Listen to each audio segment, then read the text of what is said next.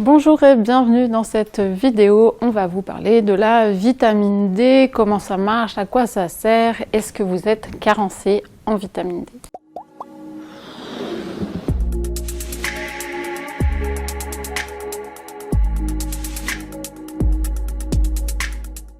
Bonjour docteur H. Bonjour Capucine. Alors c'est quoi cette vitamine D? Alors la vitamine D, je vais faire le savant, c'est du cholécalciférol. C'est une vitamine liposoluble. On a beaucoup parlé des vitamines hydrosolubles, la vitamine C, vitamine B9, la vitamine B12. Là, nous avons une vitamine liposoluble. Ça veut dire quoi? Ça veut dire qu'elle est absorbée avec les sucs pancréatiques. Et ça, c'est important, parce que on peut imaginer qu'avec une maladie du pancréas chronique, pancréatite chronique par exemple, ou d'autres situations qui font que l'on n'absorbe pas bien les graisses dans l'intestin, eh bien on peut avoir une carence en vitamine D. Donc c'est une vitamine indispensable à la vie qui a des propriétés incroyables. Alors, c'est vraiment quelque chose important et je pense que la recherche, elle progresse énormément sur la vitamine D et quels sont ses rôles qu'on connaît aujourd'hui? Alors la vitamine D, elle est essentiellement focalisée sur le métabolisme du calcium. C'est-à-dire que la vitamine D, avec d'ailleurs une hormone qui se trouve ici fabriquée pas loin de la thyroïde, du coup elle s'appelle parathyroïde, vitamine D et cette hormone vont travailler ensemble pour augmenter la disponibilité, les taux de calcium dans l'organisme. Ainsi, meilleure absorption au niveau intestinal du calcium, également réabsorption au niveau rénal du calcium, pour avoir une disponibilité pour vaincre la maladie due à une carence en vitamine D, qui est le rachitisme. Il y avait encore dans quelques années précédentes des enfants qui, du fait d'un mauvais apport en vitamine D, du fait d'une maladie notamment intestinale ou congénitale, développaient le rachitisme. Et vous vous souvenez de ces enfants avec les jambes arquées par déformation des tibias. Il y a des rachitismes qui sont même vitaminорésistants parce qu'il manque de récepteurs. Une vitamine doit agir sur une cellule par l'intermédiaire des récepteurs. Donc voilà le grand rôle de la vitamine D. Mais également, elle lutte contre la fatigue, n'est-ce pas? Contre la fatigue, contre le vieillissement, contre la structure protéique de l'organisme. Donc c'est une vitamine qui a beaucoup de propriétés. On peut peut-être faire une petite parenthèse, parce que vous avez parlé du calcium, et aujourd'hui on entend encore, oui, alors le calcium, il faut boire du lait, il faut manger des laitages pour avoir des os forts. Donc je pense que vous allez vous faire un plaisir de déconstruire cette croyance. Oui, c'est vrai que ça serait tellement magique, tellement bien de se dire qu'il suffit de boire du lait de vache dont on a à disposition pour pouvoir être fort, grand et costaud. Eh bien, malheureusement, les impressions ont été confirmées par des études scientifiques. De boire trop de lait à un stade adulte ne va pas vous préserver de l'ostéoporose. Peut-être même bien au contraire. Certaines études ont montré que plus on buvait de lait, de produits laitiers, plus on avait un risque de décalcification. Donc, il ne faut abuser de rien, et surtout pas des produits laitiers. Peut-être même, à un certain âge, les produits laitiers pourraient avoir des effets contraire à ceux que l'on attend. Et je me suis fait une réflexion l'autre jour. Avez-vous vu, Capucine, une jeunisse boire le lait d'une vache dans un pré? Ah non. Jamais. Et comme on aime se servir des animaux qui ont un instinct, on peut peut-être se dire que boire du lait à l'âge adulte n'est pas peut-être ce qu'il faudrait faire.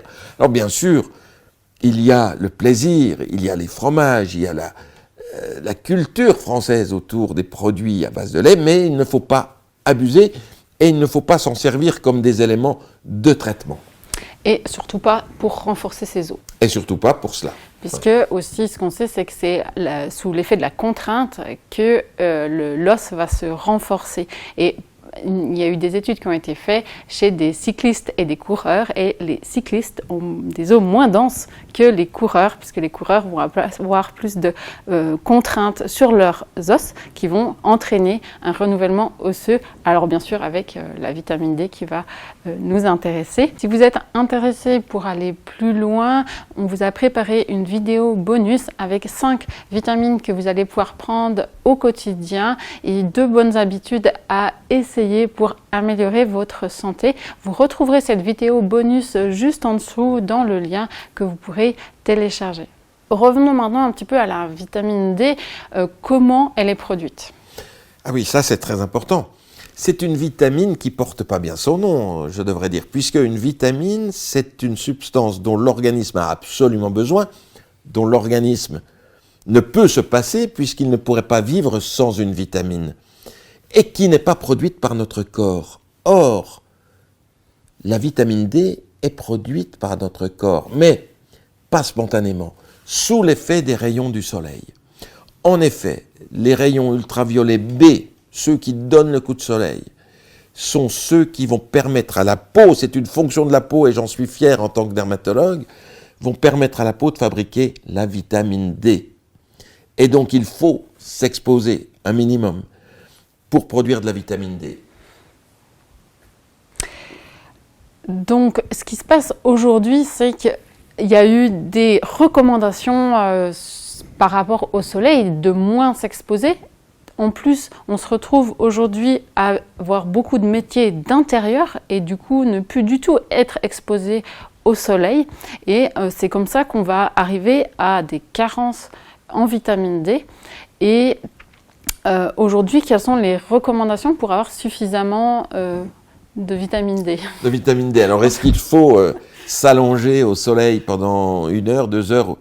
Eh bien non, on s'aperçoit que cette capacité de fabrication de vitamine D est assez forte et sensible. Il suffit de faire entre 11h et 14h, ce qui est la mauvaise heure, celle qu'on déconseille, qui est à risque pour les cancers, mais juste d'exposer son visage, ses mains, ses avant-bras pendant 1/4 d'heure, ce qui se fait si vous allez faire des courses tous les jours. Et là, vous avez la production de votre vitamine D quotidienne. Si vous avez une peau plus foncée, si vous êtes naturellement ou génétiquement plus foncé de peau, vous devez vous exposer un petit peu plus longtemps. Ce n'est pas gênant parce que vous êtes protégé également plus fortement de fait de votre pigmentation. Et les personnes qui sont carencées, comment est-ce qu'elles complètent? Quel dosage on va prendre? Je sais qu'aujourd'hui, tout le monde n'est pas d'accord sur les dosages à prendre, et donc c'est intéressant de pouvoir avoir les deux points de vue. Alors vous le savez, Capucine, et nous en avons déjà parlé, il y a le statu quo, c'est-à-dire l'équilibre, l'homéostasie, la personne qui va bien, et dans ces cas-là, il faut qu'elle s'expose 1/4 d'heure, comme nous l'avons vu, et puis il y a la personne qui est déficiente, déficitaire en vitamine D. Et là, elle doit prendre un traitement. On ne va pas dire à quelqu'un qui a des taux bas de vitamine D, qui favoriserait certains types de cancers, d'ailleurs, le fait de manquer de vitamine D, de s'exposer au soleil. Ça serait une hérésie. Non, cette personne-là doit prendre de la vitamine D par voie orale. Cette vitamine va être absorbée, comme nous l'avons vu tout à l'heure. Quelles sont les quantités? C'est incroyable de voir les différences que l'on observe. Aux États-Unis, on recommande 1000 unités par jour. En France, savez-vous combien on recommande? 400 unités par jour. 400, ce qui est plus de la moitié moins. Est-ce que c'est toxique de prendre davantage? À partir de quelle dose on pourrait considérer que ça puisse être toxique? Donc aujourd'hui, la recherche a montré que jusqu'à 400 unités par jour, on n'avait pas d'effet toxique. 4000? 4000, pardon. 4000, pardon. 400, c'est la base, c'est ce qu'on conseille, 4000. mais jusqu'à 4000, vous ne risquez rien.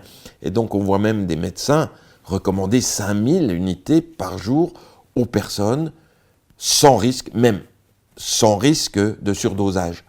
Et bien entendu, si vous avez une carence, on va vous conseiller de prendre davantage sur une période de temps déterminée. Quels seraient les risques de prendre trop de vitamine D? Un risque d'hypercalcémie.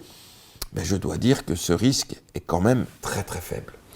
Et ensuite, est-ce qu'on prend la vitamine D tous les jours ou est-ce qu'on prend une fois, hein, une grosse dose. C'est ce qu'on voit aujourd'hui, hein, des fois des grosses ampoules avec un très fort dosage, 100 000, voilà. 200 000 unités. Alors, il y a des vitamines qui ne se stockent pas. La vitamine C, par exemple, ne se stocke que pendant 3 semaines. La vitamine D, elle se stocke. Donc, on peut prendre une grosse quantité d'un seul coup et elle va se stocker pendant 3 mois ou 6 mois. Mais aussi, on peut en prendre tous les jours.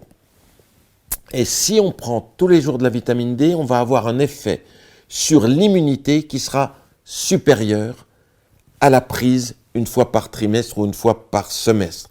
Et donc, si vous êtes fragile en période hivernale, prenez la vitamine D tous les jours, ça sera bénéfique pour vous.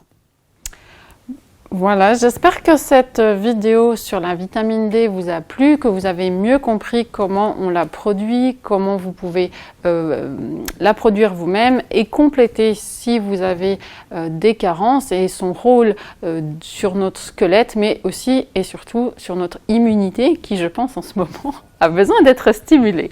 J'espère que cette vidéo vous a plu. N'hésitez pas à nous mettre un like, à partager cette vidéo à des personnes qui pourraient être intéressées. Je vous remercie. Merci beaucoup.